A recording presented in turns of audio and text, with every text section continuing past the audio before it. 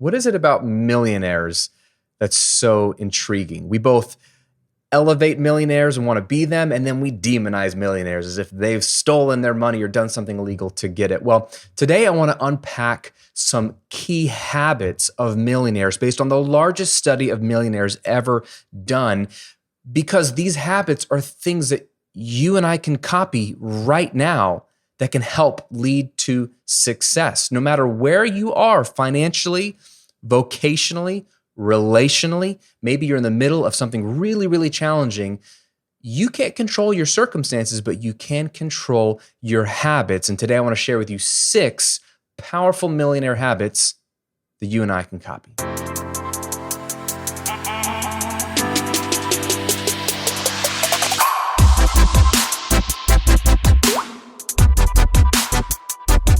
Welcome to episode 70 of The Graham Cochrane Show, where I'm here to help you build your online business, work less, and live and give more. I'm your host, Graham Cochrane. Honored that you would spend some of your day with me today. We're going to unpack, go behind the scenes of millionaires, not based on anecdotes or guesses, based on hard data, and look at some behind the scenes stuff of what has led to their financial success, because where there's financial success, a lot of times there is, in general, life success. And so we want to take a look at some of those habits today. I'm excited to break those down for you. Before we jump in, though, I want to give you something right off the bat. We're talking about growing your wealth today. We're talking about growing your income, perhaps. And so I want to give you a tool that will help you. I'm always talking about online courses on this channel, on this show, because an online video course is one of the best tools that you can use to grow your wealth. It is a way you can share your knowledge, share your experience, share your passions and skills with people who are like-minded, who want to learn from you, and you can charge a premium for that. And there's little to no overhead because it's digital. And you can sell around the clock because it's digital and can be automated, which leads to passive income. So you can not only make a lot of money, but you can make it automatically, which is a crazy cool combination in the story of my life. And so I have learned over the last 11 years of selling digital courses how to make successful ones. I've made some bad ones too, but how to make successful courses. And I've launched courses that have done over $1 million in sales and lots of courses that have done multiple 6 figures. But I want to boil down for you a simple checklist that you can follow to create your first 6-figure course, meaning a course that makes over $100,000. That would be amazing. And so I've boiled it all together for you into a simple PDF. It's my 6-figure online course checklist that walks you through the 4 steps that I use to build and sell highly profitable online courses. And I want to give it to you absolutely free. Just go to grahamcochrane.com/6-figure course. That's the number 6. 6-figure course. Or if you're watching on YouTube, the link is below this video in the description. So click on that. It's absolutely free. It's a PDF. It's going to walk you through the steps. It's going to be a checklist format. It's going to walk you through a lot of mistakes that I've made in building online courses and how to know what to build, how to build it, how to sell it, and how to make it reach the 6-figure status. So hopefully that'll help you in your journey. I know a lot of you watching and listening have started to pivot into online courses this year because of the pandemic. And a lot of you have started in previous years, but haven't quite hit that 6-figure mark with your courses. Maybe you've made $5,000 or $10,000. How do you sell a course that makes over $100,000, maybe even $1 million? Well, this is everything I've learned about how to do that packaged into one little PDF. So it's free. Enjoy it at grahamcochrane.com/6-figure course. Okay, let's jump into the Millionaire Habits. I love reading about successful people, whether it's biographies or autobiographies, listening to interviews with successful entrepreneurs or leaders, inventors, world changers, because to do something great, you have to do something different than what everyone else is doing. It doesn't mean you have to do something crazy, although there's some people that do crazy cool things. But by definition, to be extraordinary is to be more than ordinary. Everyone else is ordinary. So if you want an extraordinary life, you have to do things that are a little outside of the norm to get outside of the norm results. So I'm always interested in people's habits. And that becomes trendy. I mean, a lot of people are talking about habits and morning routines. That always blows me away that morning routines are the things that people want to go to. And I think the book Miracle Morning made it really, really popular. And I think there is something to how you start your day, to be sure. But it's hilarious how we've obsessed over what do you do in the first hour of the day? That's the secret. It's not the secret. It is part of the secret, as you'll see in a minute, but it's not the whole secret. It's really that's just one microcosm of looking at successful people and what they do differently than you and me. And we're going to go into these habits in just a second and break them all down, super practical. But just a preface to you, because you might be the kind of person who sees these habits and you're going to be one of two people, maybe three people. One person's just going to accept it and be like, this is awesome, and I'm going to do it and be encouraged. And that's my hope for you, honestly, because I want you to do these things. But there's two other camps that you might fall into. One is you could say, that stuff's stupid. That stuff's simple. How's that going to make much of a difference? So you almost discount the habit because it seems overly simple to you. And I would just caution you to sort of check your pride at the door, check your ego. And I don't know, your personal situation. So you're going to have to do business with yourself, but maybe you should be honest with yourself and say, well, am I as successful financially or vocationally as these people are? And if not, then why am I making fun of their habits? It's easy to make fun of someone's habits. It's easy to make fun of what people do or say, that's stupid, that's not going to work. But are they successful? Are they where you want to be? Then maybe there's something to it. And don't confuse simplicity with ineffectiveness, right? Simplicity is the most wonderful thing of all. We don't want complex answers to our problems. Complexity is, I think, to be avoided at all costs, if possible. Now, by nature of certain things, some things have to be complex, but you should make them only as complex as they absolutely need to be. Simplicity should always be the goal, whether you're designing a product, whether you are writing a song, whether you're creating a financial plan. Like, simplicity is always better. So don't confuse simplicity with like, it's not going to work or it's not sophisticated enough. Simplicity is usually a clue to success, in my opinion. So you might be one of those people. The other person you might be is someone who goes, oh, but I could never do that. I'm never going to be able to change my habits. So you almost self-loathe. You're just hard on yourself. You get deflated. It doesn't encourage you to hear their habits. It almost beats you down because you're like, oh, but I'm not like that. I'm not disciplined in that area.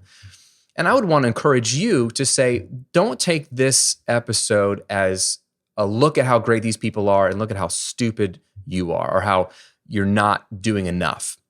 I tend to fall in that camp a lot of times. I'm really hard on myself. I don't notice it, but it's like an inner critic. It's an inner monologue that says, Graham, you could have done better, or you could do better. And dude, it's a handicapping mindset to have. And I just know that from experience. So if you're that way, hear me out. You're in good company, for one. But two, this is more of an episode to open your eyes to simple stuff. These are simple things, my friend, that these millionaires are doing. Super simple. And I'm going to walk you through the 6 ones that I thought were the simplest, most helpful, because I've seen them work in my life, and most easy to copy. You don't have to do all 6. I mean, eventually that would be awesome. But as you listen to the 6, I want you to think about one that you can implement right away. And we'll come back to that at the end of this episode. Okay? Don't be overwhelmed. Don't be discouraged. See these as lifelines. Someone's handing you a lifeline. They're handing you a rope. You're out drowning in the sea. You're treading water.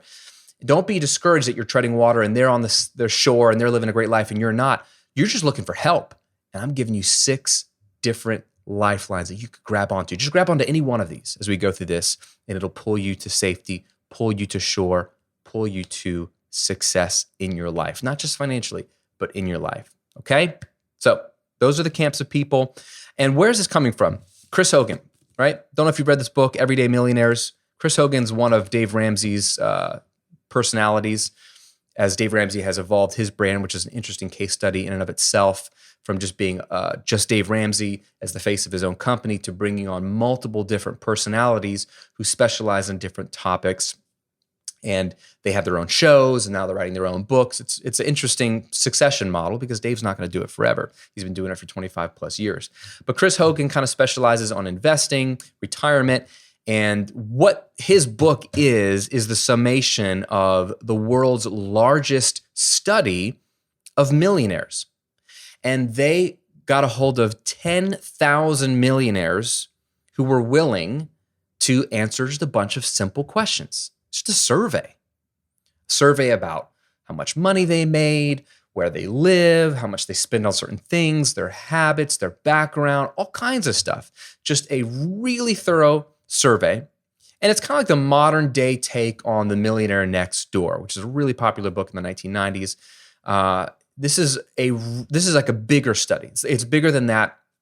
And so what's interesting is you have a wide gamut of people, and they needed people to have a net worth of at least $1 million. So if you're not sure what net worth means, like that means it's not how much money you make every year that makes you a millionaire, it's your assets. So do you have $1 million that you could have if you liquidated it today? So it's your assets, what you own minus what you owe. So you might have a $2 million house, but if you owe $2 million on it, you have $0 of wealth in that house.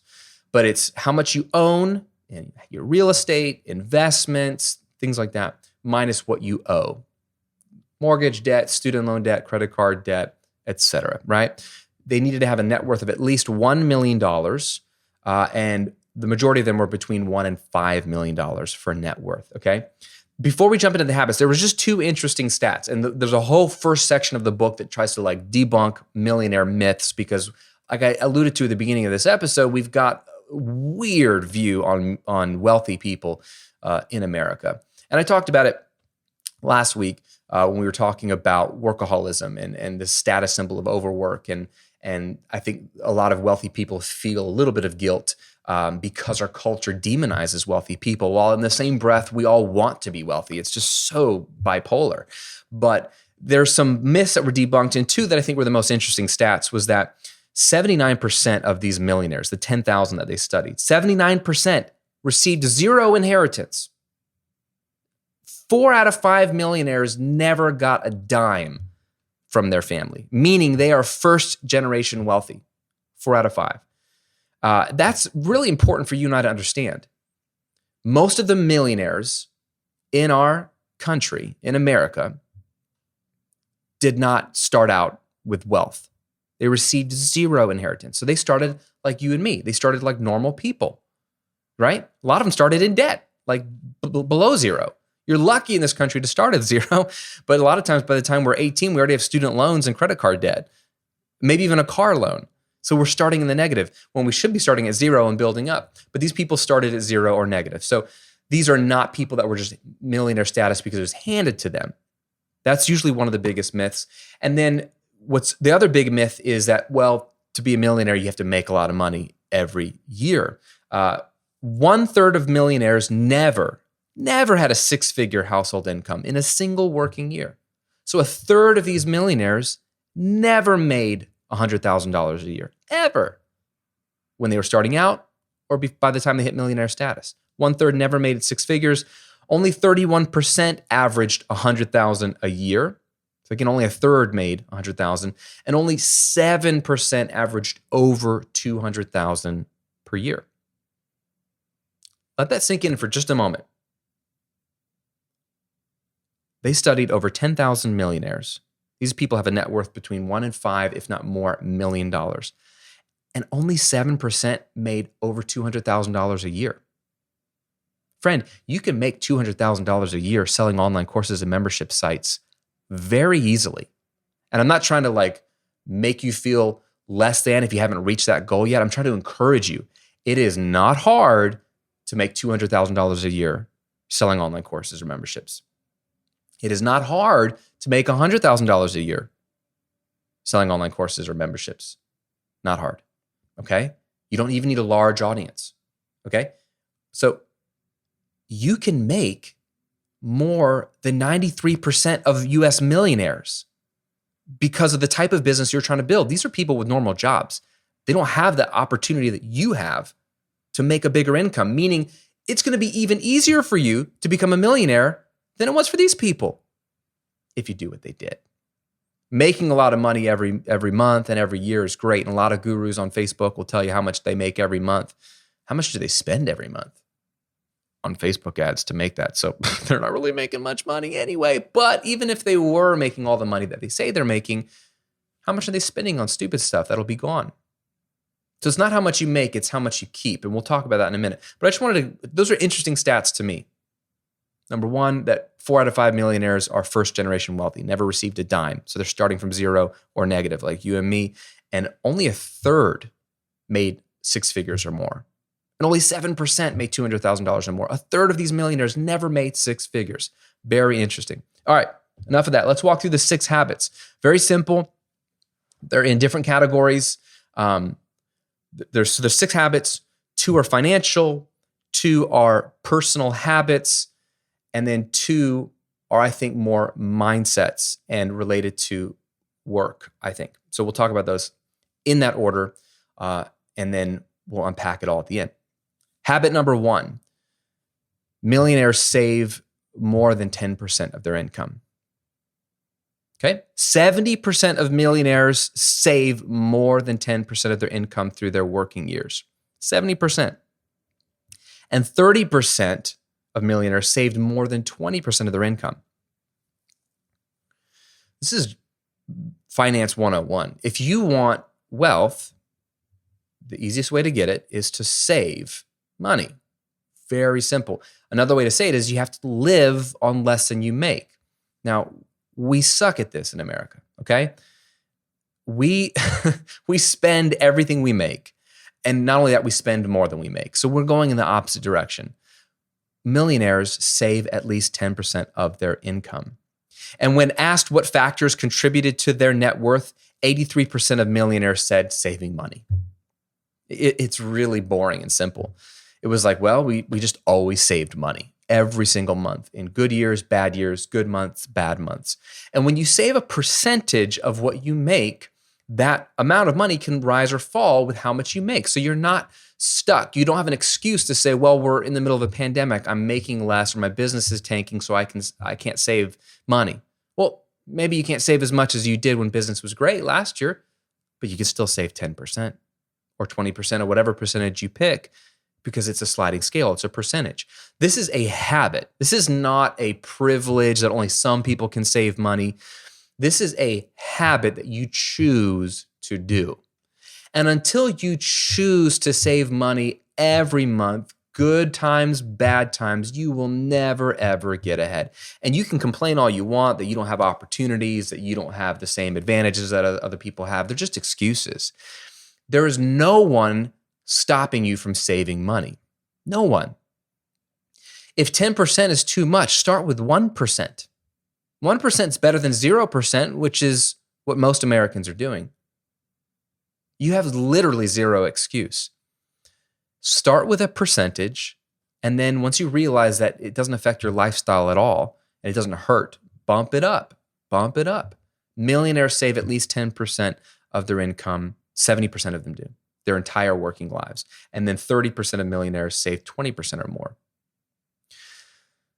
It's funny, there's a great book that came out in the 1920s, so 100 years ago, by George C. Clason, called The Richest Man in Babylon. And they took a bunch of his short stories that they put together and published together into one book. It's really, The Richest Man in Babylon is one short story, and then there's a few other short stories about this wealthy man in Babylon in ancient times named Arcad, who was teaching the men of the city how to become wealthy like him, because they all thought that he had inherited wealth. And it turns out that he hadn't. He was a commoner and had learned the laws of money. There's a great saying. He's like, if you are not wealthy, it's because either you do not know the laws that govern wealth or you fail to obey them. So it's either you just don't know how money works, which I think is a huge part of the problem in America, or you know how they work, but you just don't follow those rules. It's just simple math. And so I'm giving you some of these rules today. One of them is saving 10% or more of your income. And so there's a great line where Arcad says, it's George Clason writing through this fictional character of Arcad. He says, I discovered the road to wealth when I learned a part of all I earn is mine to keep. A part of all I earn is mine to keep. And we all say, well, all of what I earn is mine to keep. But if you think about it, that's not true. what happens? You earn money. No. Before you earn money, the government takes part of it before you ever even get to see it. Thank you, IRS. So they take part of your money before you even get it. So they get their hands in there first. And then you got to pay rent or your mortgage. You got to pay your insurance premiums, and you got to pay your car payment and your student loan payment, and you got to pay the grocery store, and you got to pay Netflix. And oh man, all these people have their hands in your pocket. You're not keeping any of that money. You're lucky if there's any money left over. That's why people don't save, because they pay everybody with all these bills, and then they open up their bank account or their wallet and they look inside and they're like, well, is there any left over for me? No, there's nothing left over for you. So you're not keeping any of your money if you're a typical American. So the simple phrase is, I discovered the road to wealth when I realized a part of all I earn is mine to keep. And the whole principle is pay yourself first. So the moment you get paid, take a portion of it, set it aside before your bills. And it will force you to spend less on your bills. And that's the whole point. We prioritize what we care about. And if you're not prioritizing saving, you don't care about saving. You don't care about wealth building. You don't care about your future or your children's future or your spouse's future. You're just living in the moment. And it's not even that great. You're not even living it up. So when you look at it, basic math, if you want to be a millionaire, you got to save money. Okay. And ideally, you're investing that money. We're not going to talk about it today. I did a whole episode on wealth management for business owners, and I got more content I want to talk about. But you want to take that savings and you want to do a few things with it. You want to set some aside so you have cash on hand, 3 to 6 months of expenses in case you reach hard times, AKA pandemic. And then beyond that, you want to invest your money so that it grows and makes more money for you. Money is a great worker. It can make more money for you. So that's when you're investing in stocks and bonds and real estate, other businesses, things like that. So that's habit number 1 that you can start today. Just commit to saving a portion of what you earn in a percentage. Okay. So if you're in a business like me, you make different amount of money every single month. It's up and down, up and down. It just depends on we have a promotion or a launch, or just the internet decides to be good or bad to me this month. So I don't make the same amount of money every month, but you either pay yourself a consistent salary, which you need to, and you can save a portion of that. But then you also want to save a portion of your business's profit. So either way, it's the same. Like, what did I make this month as a business in terms of my actual profit? And then what percentage am I going to set aside? And then do that. Commit to that percentage. Calculate it every month, set it aside. Habit number 2, we got to move on. Millionaires set long-term goals for their money. 92% of millionaires developed a long-term plan for their money compared to 60% of the general population. Okay. So non-millionaires in America, 60% of them set long-term goals for their money, which is great. But of millionaires, when you look at millionaires, 92% of them do. And you see the difference maker, right? They're 50% more likely to have long-term goals for their money. So that begins with committing to saving 10% or more of your income every single month. But what other goals do you have? Do you just think about putting food on the table today and that's it? Or do you think about a year from now where you want to be financially? Or do you think about 10 years from now? Where do you want to be financially? Or does that just overwhelm you? Like, I can't think about 10 years from now. You need to. If you don't, you know what's going to happen? Life's going to fly by, and 10 years from now, we're going to be having the same conversation. Oh, crap, I'm 10 years older. I don't even know what happened in the last decade. I'm not a millionaire yet. I'm not even moving in the right direction of wealth building and flexibility and freedom. Right? And it's not just about money. That's why I'm all about not just growing your online business, but what's the second part of my tagline for the show? Working less. And then what's the third part? Living and giving more. They all go hand in hand, right? Growing your wealth is one thing, but working less while your wealth grows is even better. And being able to live and give more of yourself, which is the whole point of working less, is to be able to live and give more. See how they go together? That's not going to happen. You're not going to drift into that. Nobody drifts into becoming a millionaire. Nobody drifts into working only 20 hours a week. Nobody drifts into being able to semi-retire or retire early. Nobody drifts into being able to live the life they want to live, give of themselves and of their resources the way they want to give. You can't just drift. It doesn't just happen. intentionality. 92% of millionaires have a long-term plan for their money. So I love, I don't know where I think about Tony Robbins completely, but there's a lot of things he says that I really love. One of those is people overestimate what they can do in a year, but they underestimate what they can do in a decade. And he's absolutely right. Like, a decade is a long time. But if you have a big dream and a clear vision and you are willing to chip away at it every month, in 10 years, you can do so much. I mean, I think about my story. I moved down to Florida in 2009, and that was in the middle of the last global recession. And my whole world fell apart. I lost 2 jobs in the same year, and I went on food stamps, and I'm scrounging around trying to get as much freelance work as I could. And it was in that mess of having my first baby and taking on my first mortgage and making zero money that I started my first online business, The Recording Revolution. 2009, like, think about 10 years later in 2019, so that was just last year, I went from having like no money, no clue what's going on, to now having 2 successful businesses, having impacted millions of people all over the world, having automated businesses that pretty much run for me with minimal effort. It substantially increased my net worth. Have been able to give away, I haven't done the math if I've been able to give away $1 million yet. I need to do that math. I'll get back to you on that. That's one of my goals, is to be able to have given away $1 million and then move on. Like, so much has happened. Like, so much that if you told me 10 years ago, like, yeah, all this can happen 10 years, I'd say that's impossible. It's going to take forever for that to happen. And I was so concerned about, what can I do this year? I got to be wealthy this year. But that's the whole thing that Tony Robbins is saying. People overestimate what they can do in a year. This year, I'm going to become a millionaire. Probably not. But then they failed to plan for 10 years. Because like, that's nothing's going to happen in 10 years. Oh, it's so far in the future. I got to deal with a pandemic. Well, yeah, you got to deal with a pandemic. Yeah, you got to take care of the here and now, but not at the expense of the future. So, what are your long-term goals financially? Where do you want to be in 10 years financially? Do you want to own a house? Are you renting and you want to own your house? Do you want to own it free and clear? I paid off my house a couple years ago. Feels great to not owe anything to anybody. It's like actually my house. Do you want to pay off your house in 10 years? Do you want to have a business that's generating $150,000 a year with only 5 hours a week of work? Very doable.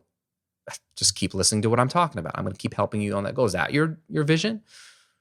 Or do you want to have enough saved up and invested in your investment accounts, plus enough automated revenue coming into your business that you can travel 6 months out of the year? Like, what do you want to do? Do you want to put your kids through college debt-free? I do. I don't want my kids to borrow any money to go to college. I don't even know if they want to go to college, but I at least want them to have that option without student loans. Do you want to give $500,000 away over the next 10 years? I think that's an awesome goal. Look, what do you want to do financially? Write it down. And then backtrack. What is it going to take to do that? If it sounds overwhelming, what's the first step to researching how to get there? Just do the first step and just research the first step. You can't even do the first step. Just research the first step. It's the people that look to the future and plan that become successful. It's that simple. Now, the only caveat is, if you are a futurist like me or want to be one, if you take the Strength Finders test, I'm a futurist. I rank really high on future thinking. Where is this all going? I think about momentum for the future, which is a great quality. It's also an awful quality because I can hold my plans too tightly. If 2020 has shown us anything, it is that plans need to be held loosely. There is so much out of our control. I know the mantra in the West and in modern times is, you are the captain of your ship. You are in control of your destiny. And there is part of that is true. Long-term planners that have a vision, that have a goal, tend to get there more than people who just drift through life. So yes, no one's going to make you do anything. It's up to you to go in the direction you want to go. But there's a part of that mantra that's absolutely bogus, which is, you do not have control of your ship, okay? Because you don't have control of the sea, okay? Maybe we can control the ship, where we steer, how hard we row, how well we stock the ship, who we have on our ship with us that can help us. But we have no control over the frickin' ocean. Storms are going to come, waves are going to come, the wind's going to die down. That's the life part of it, right? The ocean part. And 2020 has reminded us of that. Every 9 to 10 years, we have a recession, and that reminds us that, crap, we're not in control. Every time you lose a job, I'm not in control. Every time you have an illness in your family that threatens the life of a loved one or yourself, I'm not in control. That's life. That's life. We're not in control. So we plan, but we hold those plans loosely, right? In the Bible, God teaches through Solomon in the book of Proverbs that man plans his path, but God determines his steps, right? It's describing this beautiful paradox of it's okay to plan, it's good to plan, and you should have a vision and a plan, but ultimately, God's in control of what happens. Now, that's a whole nother discussion because you may not like what's happening in your life, and so you might be angry at God, but you don't know the whole story. I don't know the whole story. There's things that were really bad in my life that I was very angry at God for, but I couldn't see what it would turn into. Maybe we won't see until the end of the age, but God's doing things and somehow it connects with our steps. So plan, but hold those plans loosely, okay? Habit number 3. So those are money-related habits. You save 10% of your income, millionaires do, and they set long-term goals for their money. 92% of them do. That's insane. Habit number 3. Millionaires exercise 3 times a week. Interesting. I thought this was fascinating. 80% of millionaires exercise 3 times per week compared to 55% of the general population. And that was fascinating to me because when I think about millionaires, I don't think about their physical habits. I'm just thinking about their financial habits. That was a huge statistic. So 55% of the general population exercise 3 times a week, so about half, where 80% of millionaires do. What does it tell you? That there's some correlation. I don't think if you go exercise, if you go for like a run 3 times a week, I don't think you're going to find $1 million in your bank account, right? Correlation does not equal causation. But where there's correlation, there's something to pay attention to. That's the whole point of looking at habits of successful people. One habit doesn't cause the result, but there's generally a correlation. So what is the correlation between, nice exercise habits, consistent, not just like every once in a while they exercise, but they're consistently 3 times a week exercising and being millionaires? It's probably a combination of discipline. If you're disciplined enough to exercise 3 times a week, you're disciplined in other areas. It bleeds into other things. That's why discipline, I think, is the number one quality of an entrepreneur. Is if you can be disciplined, well, maybe it's the second quality. I'll have to go back and listen to my own episode. But if you can be disciplined in one area, discipline spreads. It's like fire, right? It's so hard to get going, but if you can get a spark of a flame of discipline, you can light that discipline on fire, everything else in your life, and you can become disciplined in other areas. So people who are disciplined with their health tend to be more disciplined in their relationships, in their marriages, in their finances, in their business, in their spiritual life, in their morning routines. That's why people are obsessed with morning routines. So what's your exercise habits look like? Do you already exercise 3 times a week? If so, that's awesome. You probably already feel a lot of the benefits, not just the health benefits, the clarity of mind, the focus when you get into the office, self-confidence. This is one of my favorite things about exercise. You feel good about yourself. And when you feel good about yourself, you position yourself as confident. And when you position yourself as confident, people trust you and respect you and like you. Sounds unfair, but it's true. Like what you think about yourself is projected to other people. And so to be, especially if you're creating content online, especially if you have video content, you have to project that confidence, not fake confidence, but you want to be genuinely confident about who you are, the message you're sharing, and why it's so important to your audience. And your audience can pick up on that. We follow big personalities, or we follow confident people, even quiet personalities that are secretly confident, we follow. It's attractive. So exercise can breed confidence. So if that's you, you already know about those benefits. If you don't exercise 3 times a week, why not? Biggest reason I think people give for not exercising 3 times a week is they don't have time. And so they don't exercise at all. So the psychology there is, okay, forget 3 times a week. What about once a week? I know you want to be a runner and you want to run 3 times a week. You want to run a 5K every time you run 3 times a week, but you don't have time, so you don't run at all. That makes absolutely no sense. If you can't run 3 times a week, that means you should run whatever you can't run. Don't go from I wish I could run 3 times a week to well, I'm just not going to run then because I can't run 3 times a week. It's ridiculous, right? What about 1 time a week? Can you do that? Can you do that consistently for a few weeks? Start there. Start with push-ups, right? Start with yoga. Start with something. 1 time a week. Gradually work yourself up to 3 times a week. That's what 80% of millionaires do. Very interesting. Habit number 4, millionaires wake up early. Oh man. 70% of millionaires consider themselves early risers compared to 44% of the general population. Okay, I'm going to be honest with you. I hate this one.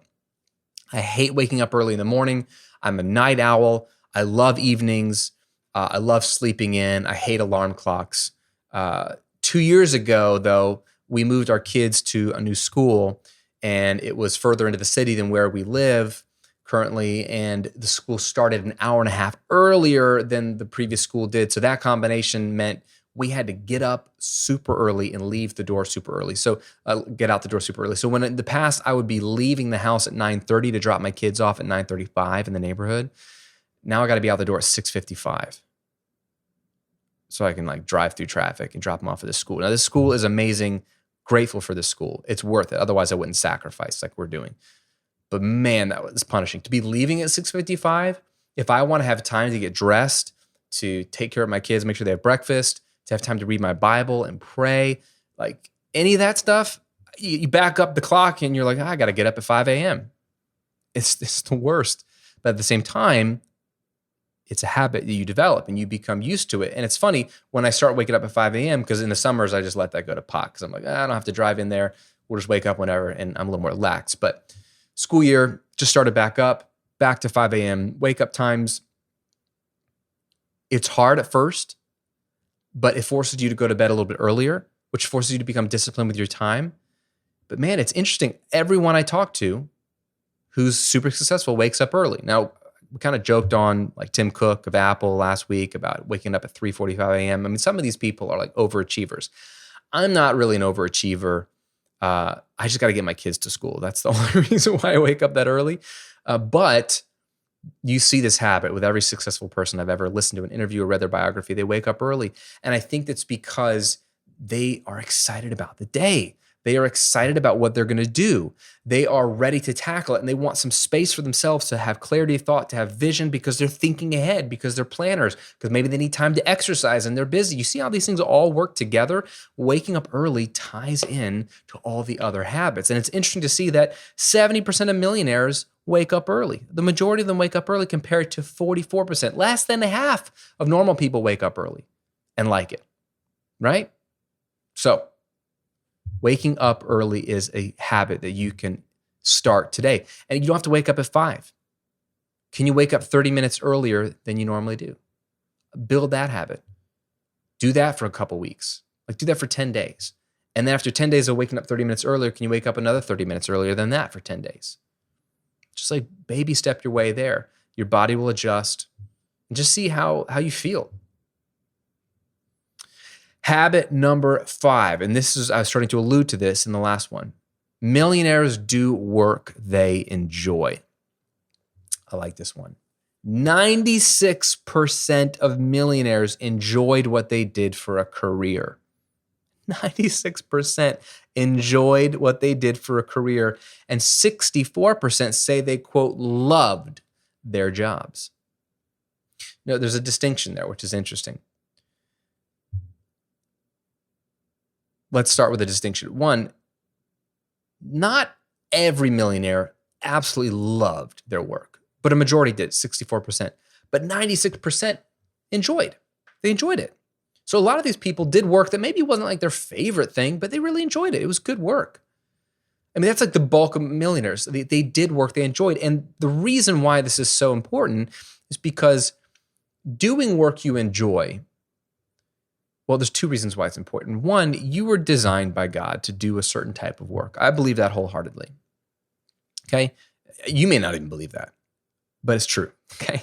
You were designed by God to do work that you enjoy. You're different than me. You're different than everyone else. You have different interests. You have different skills than I have. You have a different personality than I have. You have a different background than I have that shapes the way you view the world. All of those things position you uniquely to do work that's unique. Now, the Bible teaches, and we'll talk about this maybe in another episode, but the Bible teaches that human beings were designed in the book of Genesis in the beginning to work. A lot of other religions, when they talk about the creation story and they talk about work in humans, work is always viewed as a punishment. It's viewed as a burden that, humans need to work in order to appease the gods. Not so in Christianity and Judaism, right? God designed people to work in paradise.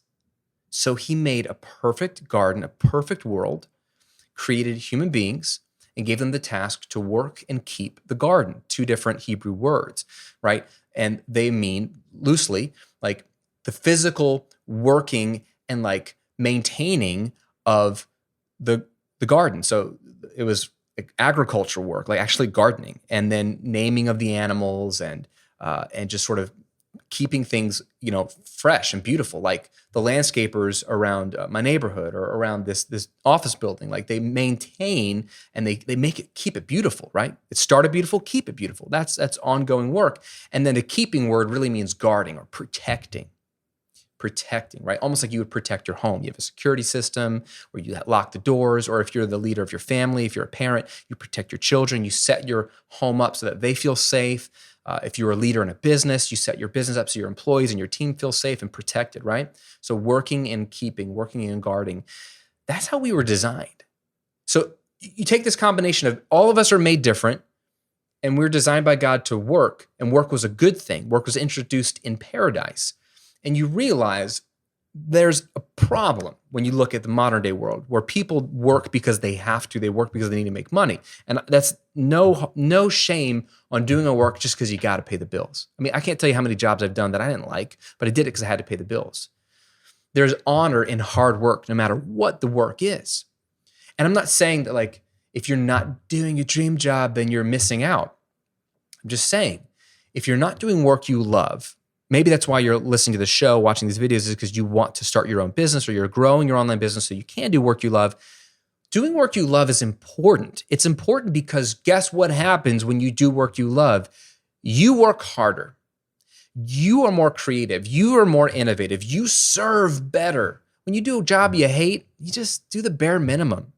Okay, I worked in a corporate America in a tech company as an audio engineer, and I was good at the work, but it was easy and I didn't care for it. So I did the bare minimum. I worked in a bagel store. I did the bare minimum. I worked at a video game retail store. Actually, really enjoyed that job, actually. I worked hard because I like video games and talking about video games. But you can see the difference, right? In my own business, I don't work a lot of hours. Again, there's a difference. We talked about this last week, but I work hard on the hours I'm working. I really love this stuff. Like what we're talking about right now, I friggin' love. I could do this all day. I love this kind of stuff. I try to innovate and serve you as best as I can. Why? Because I love it. That's why I started this other business. My first business was doing great. Why do I need to start another business? Because I wanted to, because I love it. So you see this beautiful intersection. When you do work you enjoy, you do better work. And why is that good? Because it serves the world better. If we could rearrange and reshuffle people who are doing jobs they hate for doing jobs they really enjoy, and it doesn't necessarily mean some dream job where you're only doing tasks that you like. Like some jobs are just hard. But do you like the work environment? Do you like the people you work with? Do you like the hours that you get to work? There's different aspects about work that you can enjoy. And that's why I think when you see 96% of millionaires enjoy what they did for a career versus 64% who loved their work, the difference between enjoy and love is the difference between, I think, humanity. I think not everyone's going to be doing work they truly, truly love. But positioning yourself to do work that you enjoy versus work that's soul-sucking is very important. You don't need a dream job. You don't need a dream job. But you do need to do work that you can enjoy. That's why a couple of weeks ago, I talked about the dark side of online business. Running an online business is not just all, butterflies and rainbows. It's not always easy or always fun. There's a lot of stuff I didn't even talk about in that episode. Like when people criticize you online, it's really hard. I mean, I've been doing this for 11 years. It's still hard to hear really mean things said about you when people don't even know you and you're giving away like amazing stuff for free and they just say awful things about you. Like that's hard. There's no way that gets easy, right? You just have to ignore it. But online business has hard aspects of it that I don't like. Ask my wife. Like I'll complain about work still. There's still stuff for me to complain about. It's not a dream. But you know what? It's work I enjoy. I actually do love the work I get to do, but not all of it is super, super fun. And we need to be honest about that. But you certainly need to position yourself to do work you enjoy because you will work harder at it. You'll be able to sustain a career longer, which will allow you to create millionaire status, create more wealth that you can enjoy and give away. If you hate your job, you're going to always be looking for something else and you're going to be doing the bare minimum and you're going to be just shuffling through life. I think you were designed by God to be creative, to be hardworking, to feel alive when you're working. And if you don't feel that in the current work you're doing, what can you do today to take a next step to in the next 2 years max to position yourself into a whole new career? You could do this. Maybe it is starting an online business and that's why you're following. I want you to do that. I want you to do that. I want to help you do that. Okay. So millionaires do work they enjoy. And the sixth and final habit that I wanted to pull out from this book and the study was that millionaires give money away. It's crazy. 55% of millionaires give to others regularly compared to 28% of the general population. Interesting. So 1/4, so 1 out of 4 Americans actually give money regularly, which is sad, which is super sad. I know that it's easy to criticize me when I talk about giving right now in our current economic climate, but I think that's BS. I think it's an excuse. To not give when money's tight is just a choice. It's a mindset. If you won't give when money's tight, you're not going to give when money's aplenty. You're just not. Everyone thinks when I make more money, when I have more money, when I'm a millionaire, when I'm making 6 figures, whatever your barometer is, then I'll give money. I would love to be philanthropic. No, you won't. You think you will, but you won't. Why? Because the more you have, the harder it is to give. Way harder. Way harder. Trust me.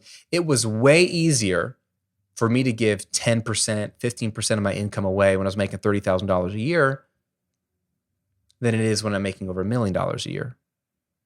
It is way harder because those numbers are really big and you think, oh my gosh, I could buy another rental house cash with that right now. Ugh, do I really want to give it away? I could be more comfortable. I could have even it's just so much harder. You have to build in the habit when the numbers are small. It's the same as saving money. If you don't save money when money is tight, you're not going to save money when you have more of it. You're just not. It is a habit, okay? So give money away now. Again, pick a percentage. Pick a percentage.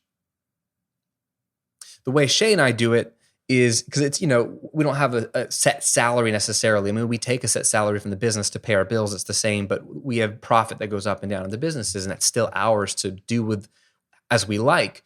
But we've committed in the last, in the last few years, we shifted to a percentage model as the numbers got really big and they were changing and it was hard to really predict where we were going to be. We committed to a percentage of our business's profit. And so over the years, we tried to increase that percentage so that it feels sacrificial to us. Because the more you make, if you are religious at all, if you come from a Judeo-Christian background, then you've heard of a tithe or giving 10%. And I think that's a great place to start. I think everybody should give 10%.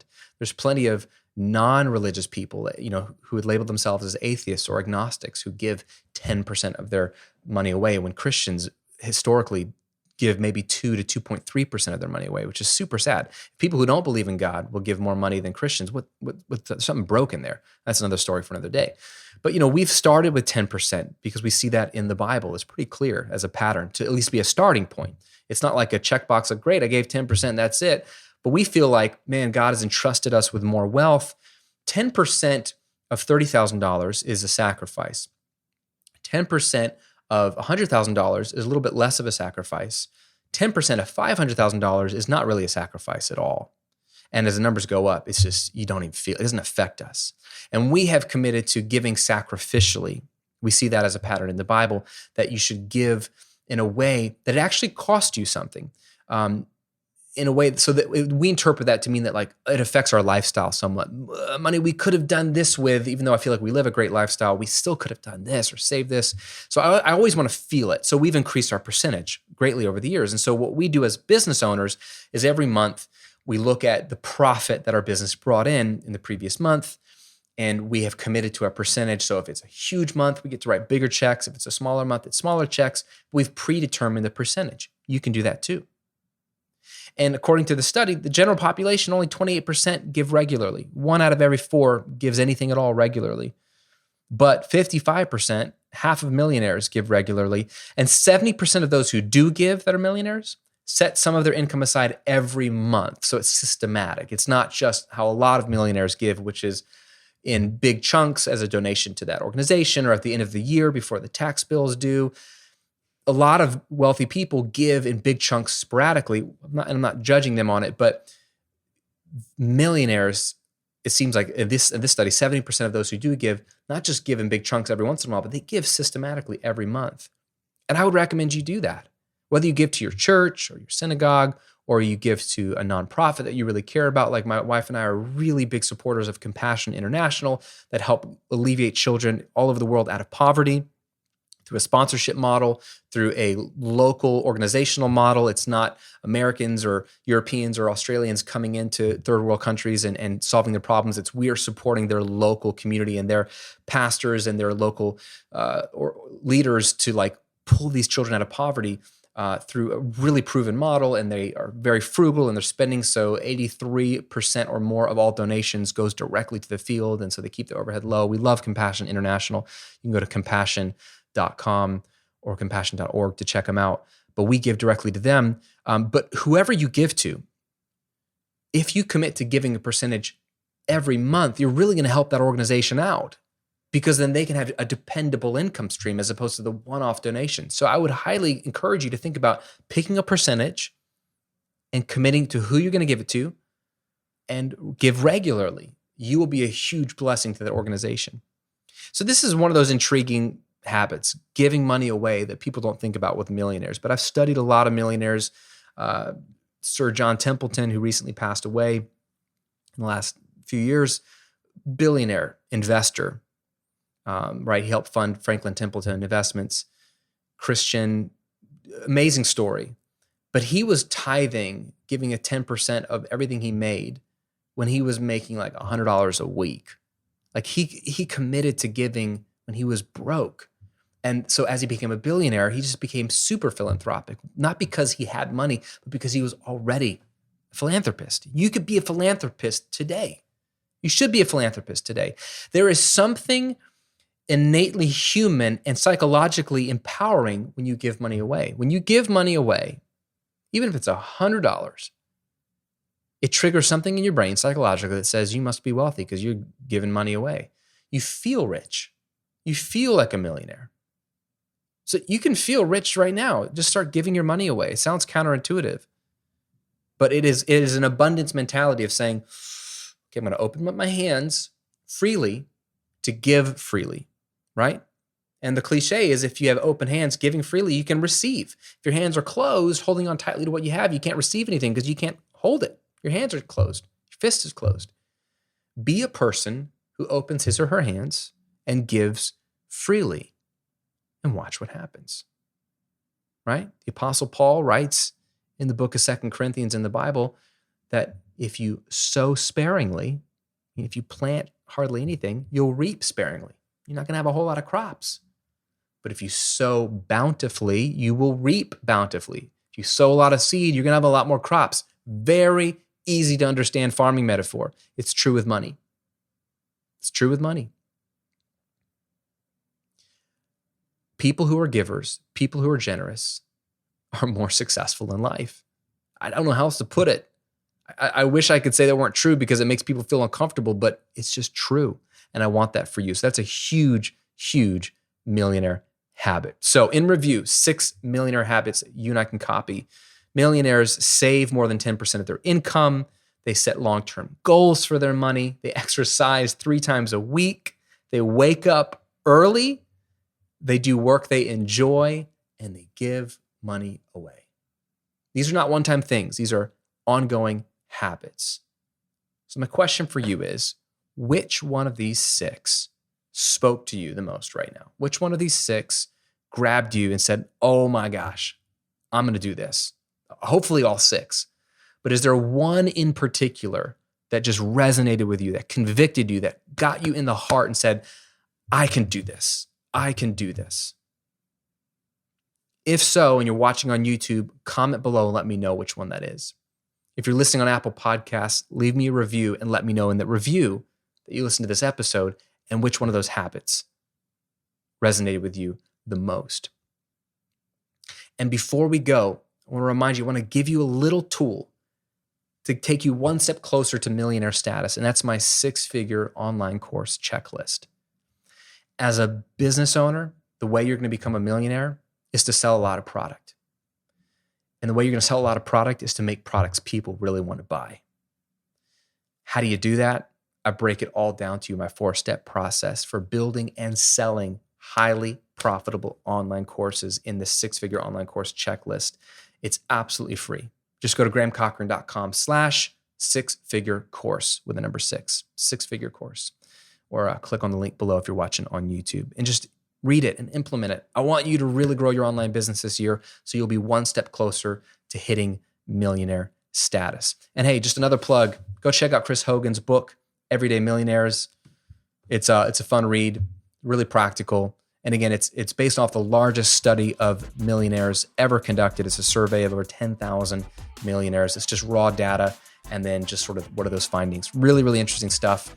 I think you'll really enjoy it. As always, thanks for listening and hanging out with me today. Stay healthy, stay safe, stay motivated, and I'll see you in another episode real soon.